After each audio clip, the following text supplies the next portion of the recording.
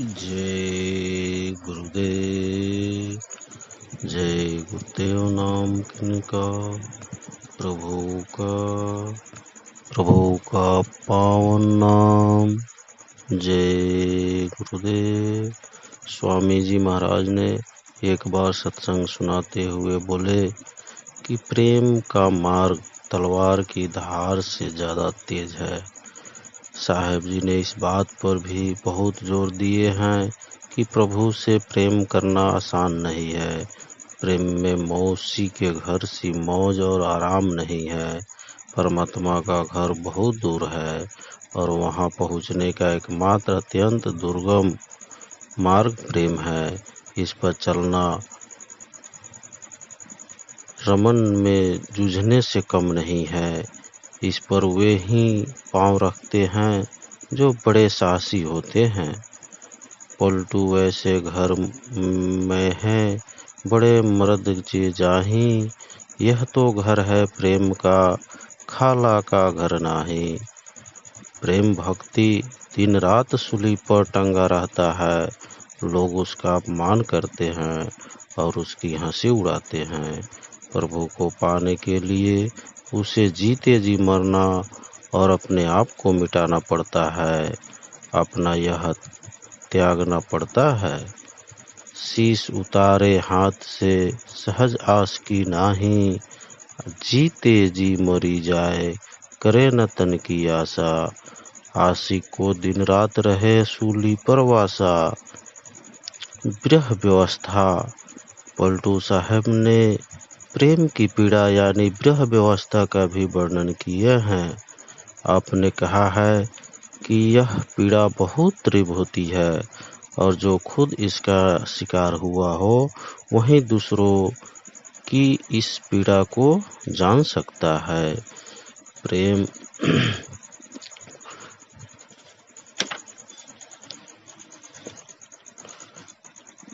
बांध जाके लगा सो जानेगा पीर। यह पीड़ा एक बार जाग उठे तो फिर मिटती नहीं, चाहे कितने ही उपाय कर लिया जाए। कोटि औषधि करे विरह न जाएगा, जाही के लगी है विरह गासे।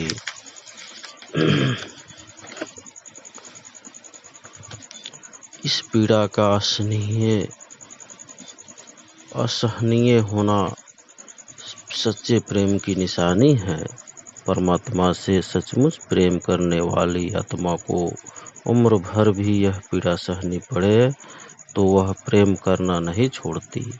अपने प्रीतम को पाने के लिए वह अपनी जान की बाजी भी लगा देती है। खेलोगी जान पर अपने, प्याला जहर पियोगी, दीपक को भावता नाहे, पतंग तन जाके भया राखी।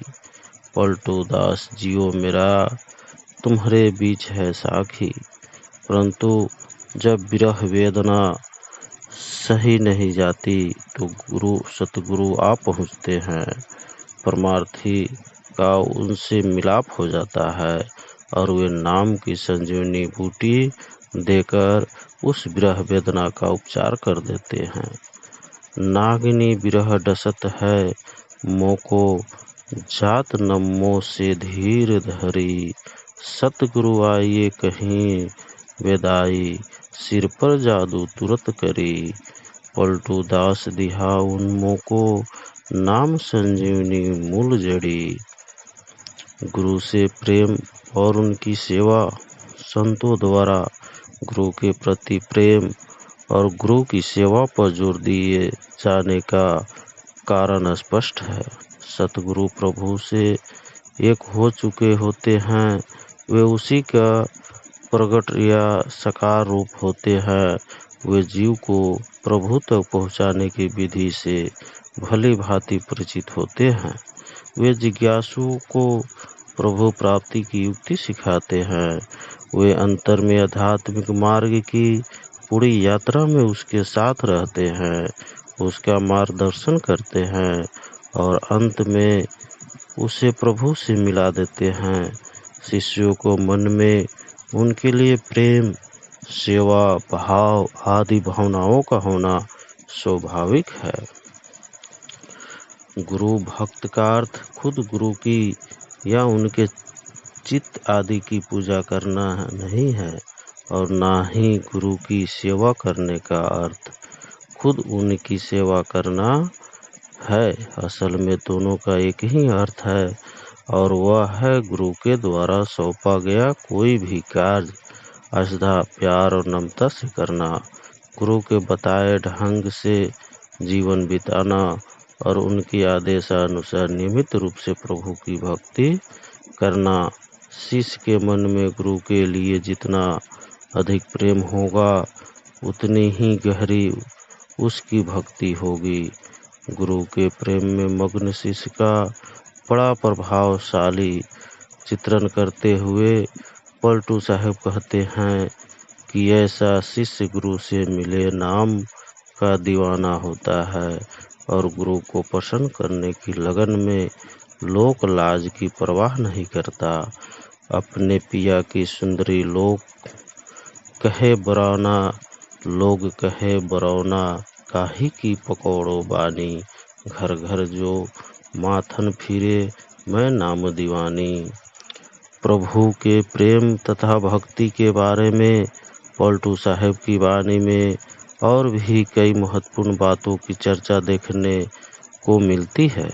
उन्होंने कहे कि सच्चा भक्त वही है जो प्रभु से तो प्रेम करता ही है, उसके सब जीवों से भी प्रेम करता है, सब लोगों से मीठे वचन बोलता है, कटु वचन बोलकर किसी का दिल नहीं दुखाता। पलटू बोले मीठे वचन भजन में है लौलीन। एक अन्य जगह पलटू साहब के वचन है कि भक्त का काम डटकर मन के साथ लड़ाई करना है, उसे लड़ाई में उसे विजय दिलाकर प्रभु से मिलाना सतगुरु का काम है। लरी लीजे भरी पेट कानी कुल अपिन न लावे, उनके हाथ बढ़न से सब बनी आवे। अपनी ओर निभाइए हरि परे की जीती,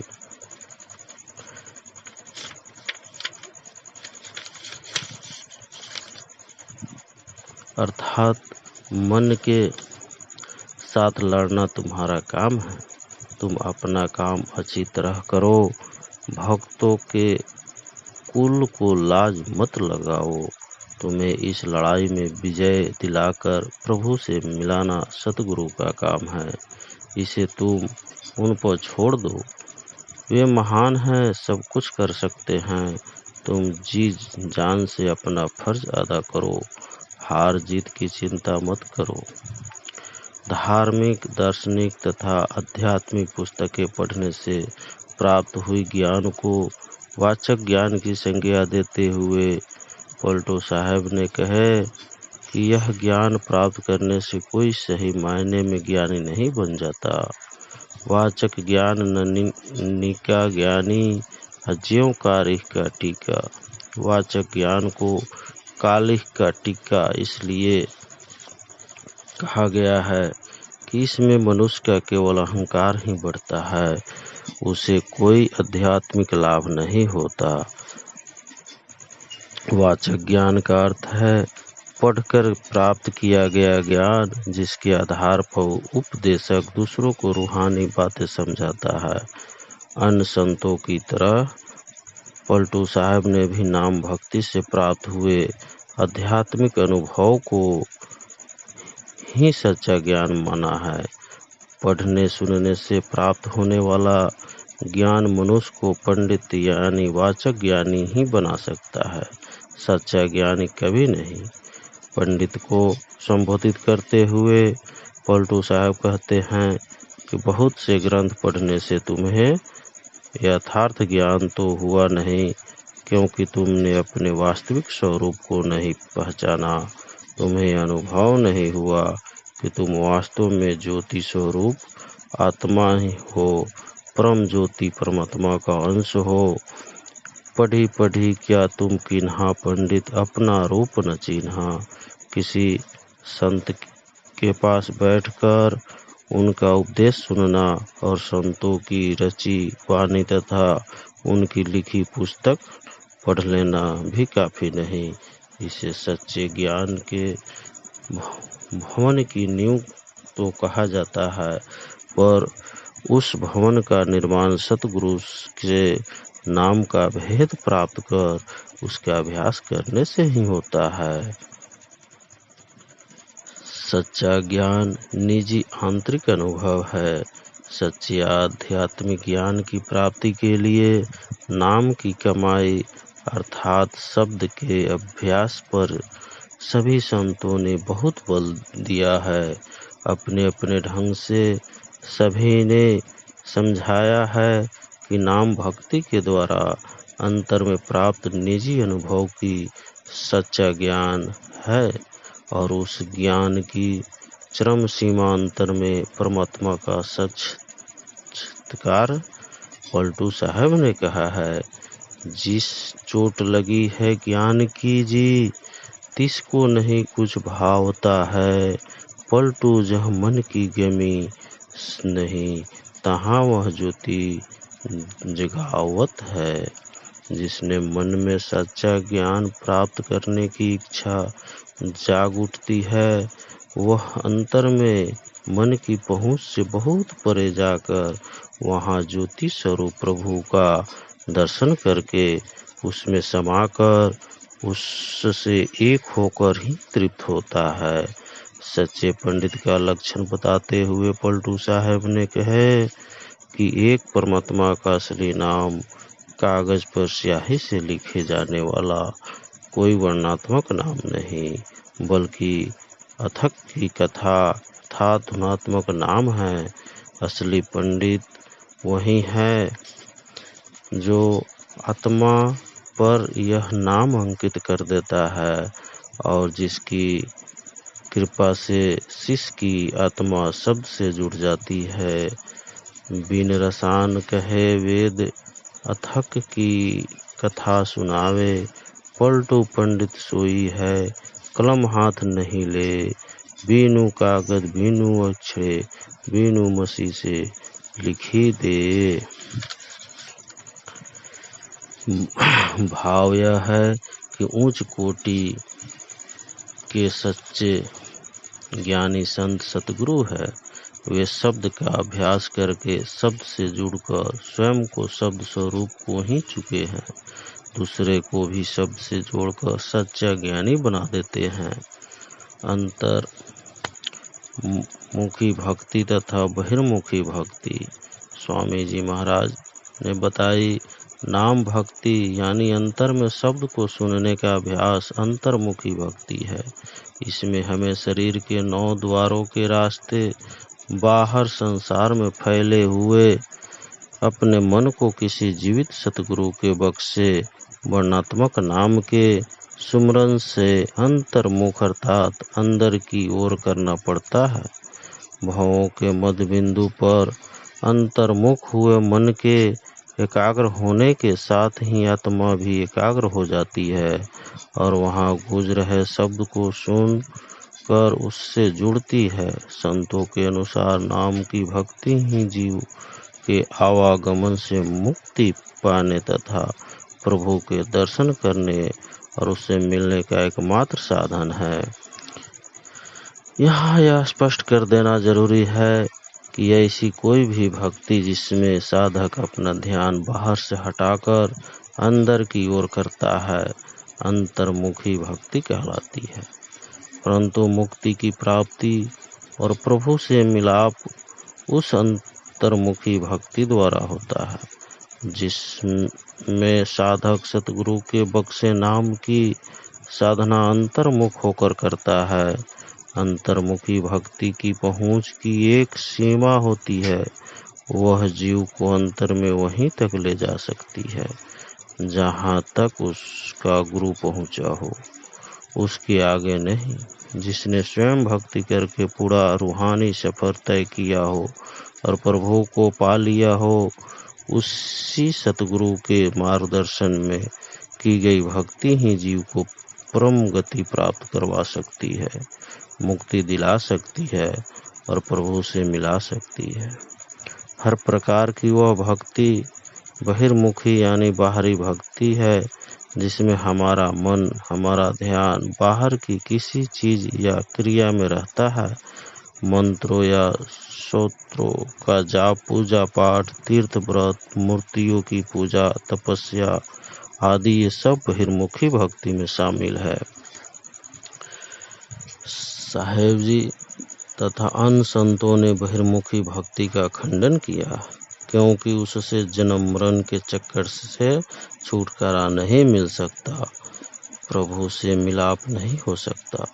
विश्वास तथा लगन के साथ की गई बाहरी भक्ति से पुण्य लाभ तो होता है, मन कुछ निर्मल होता है और अच्छे संस्कार बनते हैं, परंतु उससे प्रभु की प्राप्ति नहीं होती। प्रभु से मिलाप का साधना अंतर्मुखी भक्ति ही है, बहिर्मुखी भक्ति नहीं। इसलिए संतों का हमें बहिर्मुखी भक्ति से दूर रहने को कहना स्वाभाविक है। उनका यही कहना है कि प्रभु की प्राप्ति और भव बंधन से मुक्ति के इच्छुक जीव के लिए तीर्थ यात्रा, उपवास, वेद पाठ, सुनना सुनाना, मूर्ति पूजा, हठ योग, मंत्रों का, संतों का जाप, 6 दर्शनों का अध्ययन, माला फेरना तथा तपस्या, ये सब लोक प्रचलित साधना उसका मनोरथ पूरा नहीं कर सकते। तीर्थ में हम बहुत खोजा, इस शब्द में उन्होंने स्पष्ट कहा है कि जिज्ञासु को परमात्मा तभी मिलता है जब वह लोक प्रचलित सब बाहरी साधनाओं को छोड़कर अंत में सतगुरु की शरण में जाता है। परे जब संत के द्वारे संत ने आप सब कीन्हा, दास पलटू जी भी पाया, गुरु के चरण चित लाया। मुसलमान जिज्ञासुओं को भी समझाया गया है कि रूह की भलाई का सिर्फ एक ही जरिया है, और वह है नबी अर्थात प्रभु के दूत सतगुरु का दिया पवित्र नाम। अरे जहाँ पलटू एक नबी का नाम सदा वह पाक है। पलटू साहब कर्मकांड पर जोर व्यंग करते हुए पुरखों के अष्टधा क्रम के बारे में कहते हैं कि अक्सर देखने में आता है कि जीते जी तो बुजुर्ग सही खाना खाने के लिए भी तरसते रहते हैं, जबकि उनकी मृत्यु होने पर दिखावे के लिए मुक्ति हेतु पिंडदान किया जाता है। पलटू पुरुष मुक्ति में करत भंड अभिंड, जियते देई गिरास न मुए पिरावे पिंड। देवी देवताओं की मूर्ति पूजा। पलटू साहब ने हमें बार बार समझा दिए हैं कि अंतर में गूंज रहे शब्द को सुनना ही शब्द स्वरूप परमात्मा की सच्ची भक्ति है। प्रभु की इस सच्ची भक्ति को छोड़कर देवी देवताओं की पूजा करने से मुक्ति हासिल नहीं हो सकती। देवी देवताओं की पत्थर की बनी मूर्ति की तथा नदियों के जल की पूजा के बारे में आप कहते हैं, जल पाशन भोले नाही, ना कछु पिए न खाए, पलटू पूजे संत को सब तीरथ तरी जाए। संत की पूजा करने का अभिप्राय उसकी आरती उतारने या उससे भोग लगाने से नहीं, बल्कि उससे नाम दान लेकर नाम का अभ्यास करने से ही पलटू साहब ने कहा है, देई देवा सेई परम पद के ही ने पावा। भाव यह है कि देवी देवताओं का अपना दायरा है और उनकी भक्ति करके प्रभु तक कोई नहीं पहुंच सकता। लोगों के अंधविश्वास का लाभ उठाते हुए उन्होंने धर्म के नाम पर किसी तरह बहकाकर या भीख मांगकर पेट भरने या पैसा बटोरने वाले भक्ति से खाली साधुओं की हमारे देश में कभी कोई कमी नहीं रही है और उन पर पलटू साहब ने गहरी चोट की है। पलटू माया पाई के फूली के भय महंत, मान बड़ाई के मुए भूली गए संत पंथ। भेष बनावे भक्त का, नाहि राम से ने, पलटू पर धन हरन को, विवशा बेचे दे। कई भेषधारी बाहर से तो प्रभु के भक्त दिखते हैं, पर वास्तव में उनके मन में प्रभु के लिए तनिक भी प्रेम नहीं होता। पैसों के लिए वे अपनी बनावटी भक्ति वैसे ही बेचते हैं जैसे बेचे अपना शरीर। अन्य सब संतों की तरह पलटू साहब ने भी इस बात पर बहुत जोर दिए हैं कि सच्चा फकीर बनने के लिए इंसान का पहले खुद किसी पीर का मुरीद यानी किसी सतगुरु का शिष्य बनना जरूरी है। ऐसे किए बिना उसकी इच्छाएं और तृष्णाएं नहीं मिट सकती। परिणाम यह होता है कि उसकी फकीरी केवल नाम मात्र की फकीरी होती है। हवा हर्षी पलटू लगी, नानक भय फकीर, नानक भय फकीर, पीर की सेवा नाहि। पलटू साहब ने इस बात पर खेद प्रकट किया है कि संसार के लोग कपटी साधुओं पर बहुत जल्दी विश्वास कर लेते हैं और उन संतों से दूर रहते हैं जो सच्चे महात्मा होते हैं।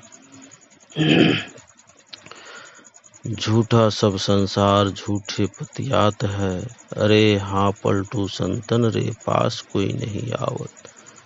जय गुरुदेव।